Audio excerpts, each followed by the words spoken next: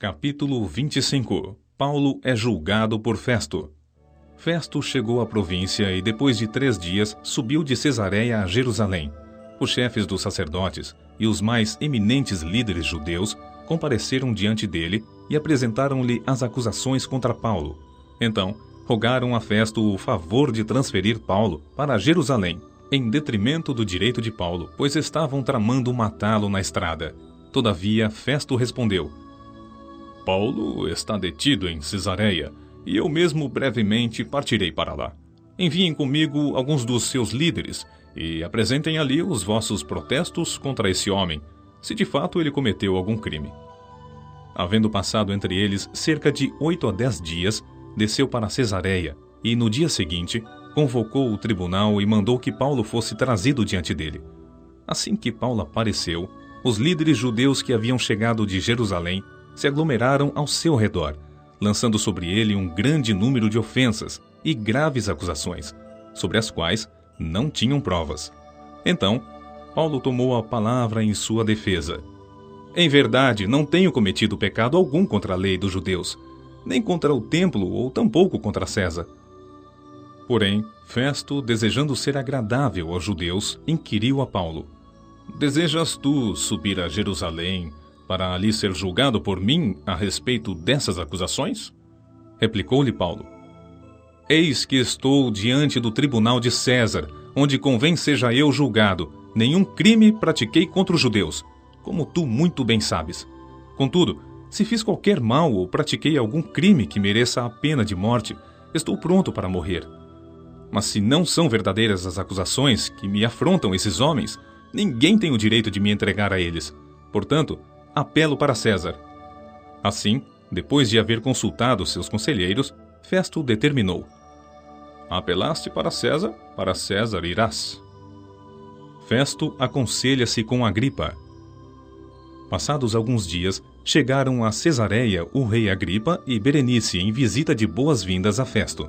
E como ficaram na cidade por muitos dias, Festo expôs ao rei o caso de Paulo, compartilhando: aqui certo homem, que Félix abandonou na prisão.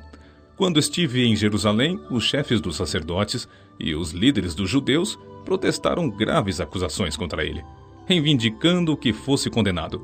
Entretanto, eu lhes expliquei que não é costume dos romanos condenar ninguém, sem que o acusado tenha diante de si os acusadores e possa exercer plenamente o seu direito à defesa. Quando eles se reuniram aqui, no dia seguinte, sem perda de tempo, convoquei o tribunal e ordenei que o homem fosse apresentado. No entanto, quando os seus acusadores se levantaram para proceder às acusações, não apontaram nenhum dos crimes que eu imaginava.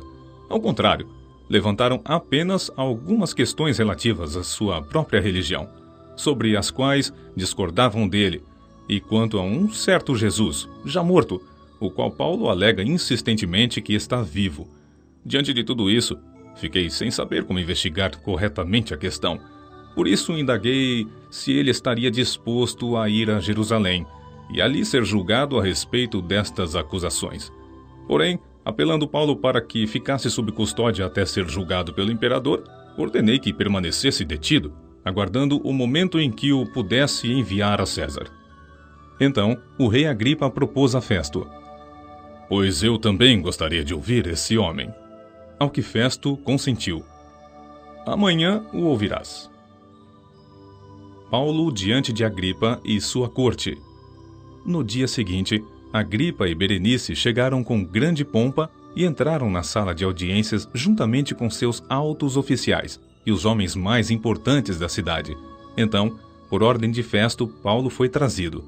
Em seguida, Festo declarou: Rei Agripa, e vós todos que estáis presentes conosco, vedes que aqui está o homem por causa de quem toda a comunidade dos judeus, tanto em Jerusalém como aqui, recorreu a mim afirmando que ele não deve mais viver. Eu, todavia, entendi que ele não havia praticado nada que mereça a pena de morte. Mas, como ele apelou para o imperador, decidi enviá-lo a Roma. No entanto, não tenho ainda nada definido quanto ao que escrever sobre ele ao nosso soberano. Por essa razão, eu o trouxe perante vós, especialmente diante de ti, ó rei Agripa, para que depois de realizado esse interrogatório eu tenha informações mais claras a prestar. Porquanto, não me parece sensato enviar um preso sem antes notificar as acusações que pesam sobre ele.